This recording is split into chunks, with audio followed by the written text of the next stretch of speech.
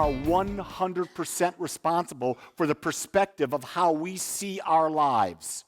We may not be 100% responsible for what happens to us because things happen, but how we perceive them, we are responsible.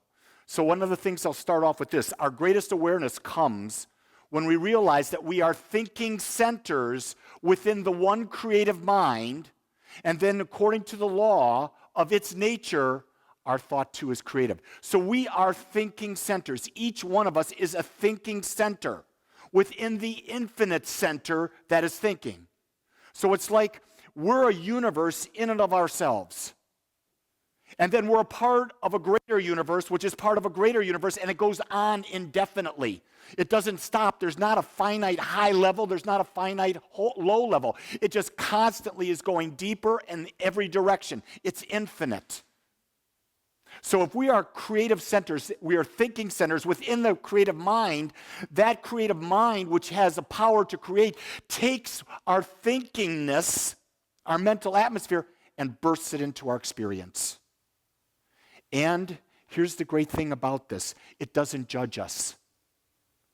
It doesn't care what we're thinking. It just gives us what we're thinking. Did you get that? It gives us what we're thinking. Our lives are a pure demonstration of it.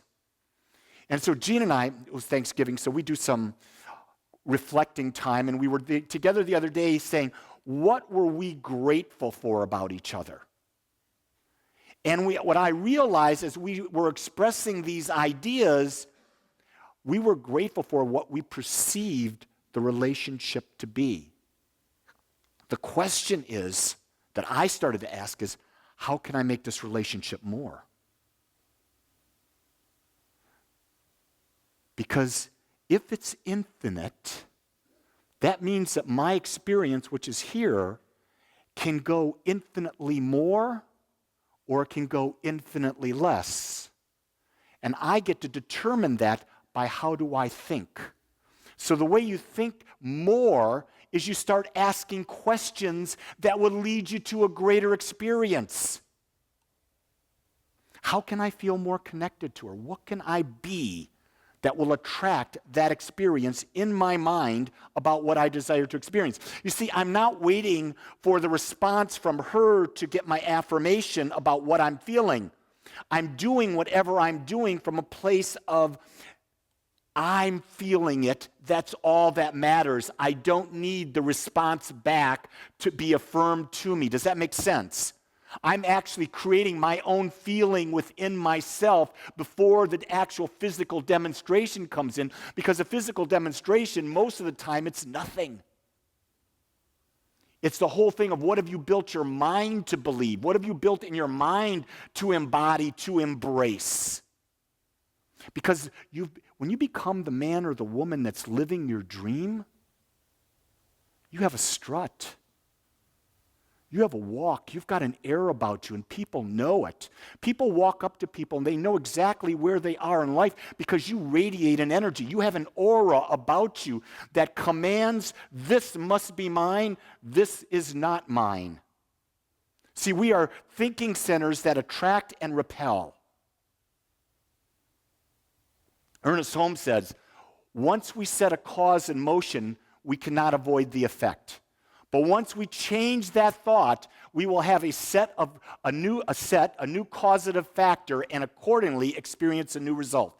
This is huge if you break this down. If you break this down, in other words, we put a course in motion. We're thinking a certain way. We're putting out an energy. We attract that experience to us. Here's what happens to us. Instead of formulating a new thought and putting that aside, we keep rethinking it. We keep bringing the past forward, and what do?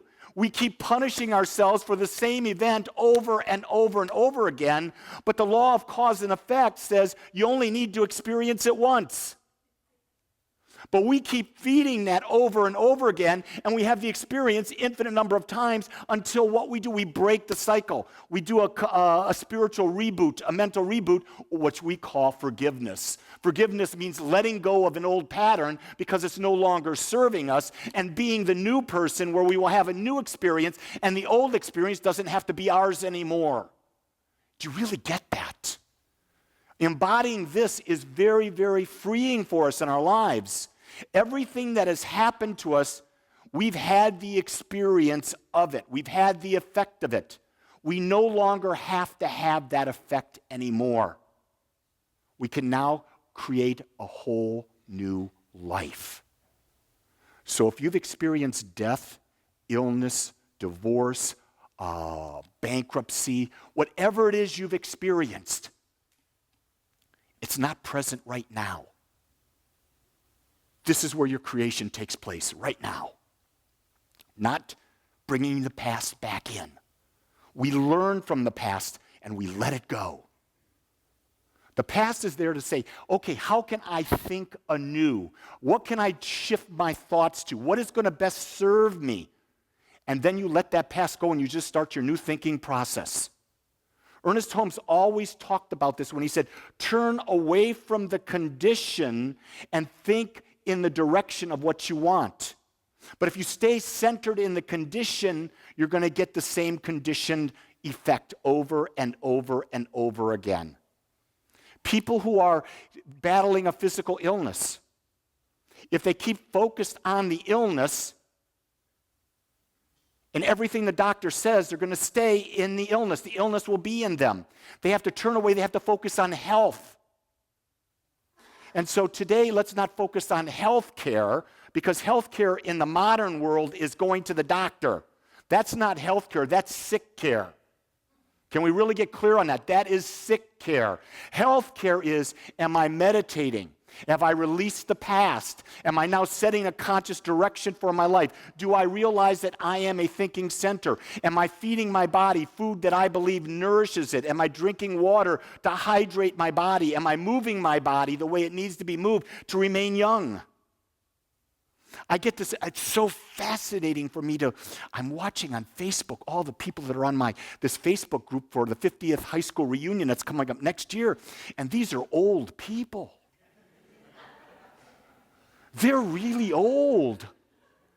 I don't think they can move anymore. And I think that's the problem. I think they stopped moving. They stopped looking for something new to do, something bigger to become, something more to experience. I know someone was asking me today in our little class, there were only 3 of us in the class today, so it was really a wonderful, intimate discussion. But they said, why do you travel to like Tibet? Why do you go to India? Why do you go to Peru? Why do you do these things? I do it because I want to be stimulated by new cultures. I do this because I want to see things differently so that I can then see what is it that I desire within me that's desiring to wanting to be experienced. Because if I'm stuck, and I say the word stuck, in the same routine, day in, day out, with the same people, guess what I'm going to do? I'm going to be living Groundhog Day over and over and over again, and I don't want to live Groundhog Day. I've done it once. It's time to go to a new day. So I think with the world, with 7.5 billion people in the world, we can find ways to be stimulated to grow. You may not have to travel. You don't have to do anything. I love to travel. I love to be in a culture where no one else is there that speaks English. I love that. Why? Because I get to look through new eyes. I have to release what is familiar to me and embrace the differences around me and then move into it.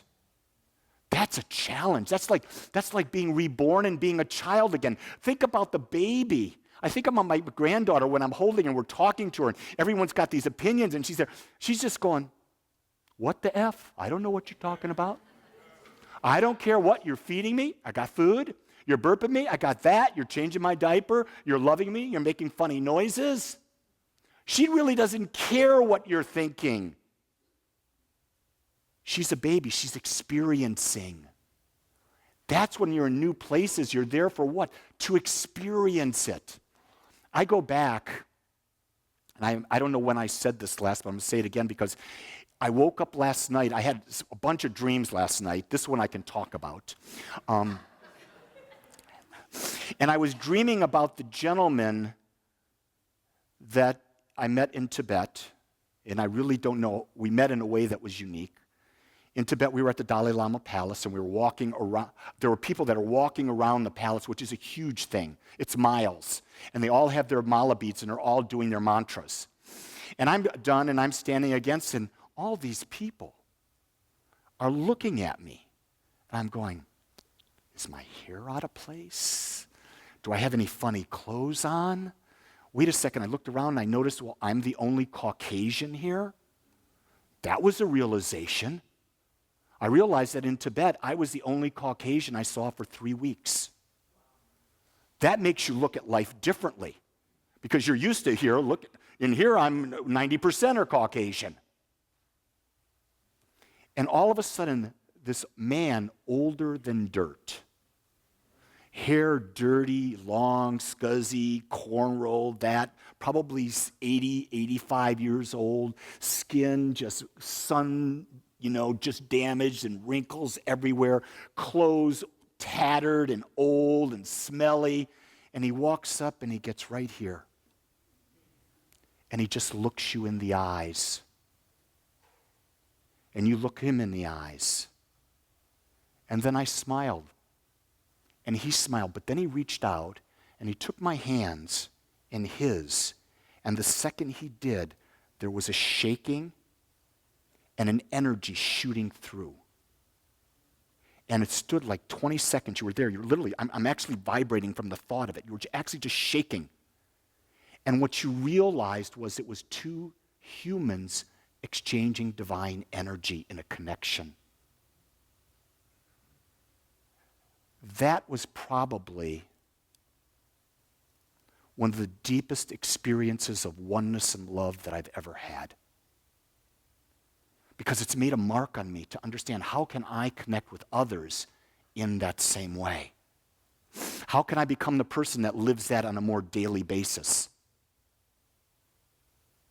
So those things happen. Sometimes we have to be in new situations to have the new happenings. Ernest goes on and says, every person will have to decide for themselves whether they are doing and thinking, what they're doing and thinking is constructive, life-giving, and it contains the greatest good for themselves and others. This is something that we all must look at. Is our thought process, is our doingness, is it the greatest that we can do for ourselves and benefit others? You see, if it's only for ourselves, that's selfish. You're never going to get into union. When you're coming from the place of the divine, where you're connected with all that is, what you're seeking for yourself, you know there will be good for others. You know that. It has to be that way because you're part of a one. You see, when you're part of the one, it's not just you. It's the ego that sees only one. It's the collective, it's the observer that sees everything. He goes on, he says, the true purpose of prayer is not so much to make things happen as it is to realize our relationship with the infinite presence. This is where I go back and I think about when I was a little boy and I was Catholic, and you would go and you would hear, dear God, I want this in my life. Dear God, if you do this, I'll stop doing that. Do you ever do that prayer? You promise God that if this happens, I'll never do that again. And I'll bet you money you've done that again. Or it's about even when you first get into new thought and you're doing spiritual mind treatment, you're treating for a specific thing. You're treating for a specific result, and we forget because we don't know that it's not the result we're seeking. We're seeking the connection to that which we know is greater than we are. And when we're in that connection, we don't need anything. Did you get that? We don't need anything. We don't need anyone when we're tapped in. Imagine you're feeling the oneness with all that is. Do you think you need a new car? Do you think you need a new soulmate? You're in with all that is. That's the highest thing you could ever desire. Here's what I know about that in my human experiences. I have moments of that. But there's this ego thing that brings me back into duality, into the material. And you know what? Don't give that up. I think this is where spirituality goes on. We must attain this feeling of nothing all the time. The question I ask is a simple question. Then why do we have bodies? Why do we have 5 senses? I think it's so that we can really experience life. Think about if you're in the bliss. Let's pretend you're all angels. And you're all in heaven. And you all have a harp. And everything is just cosmically balanced. There's nothing. There's no joy in that, is there? There can't be joy unless there's contrast. Do you get that?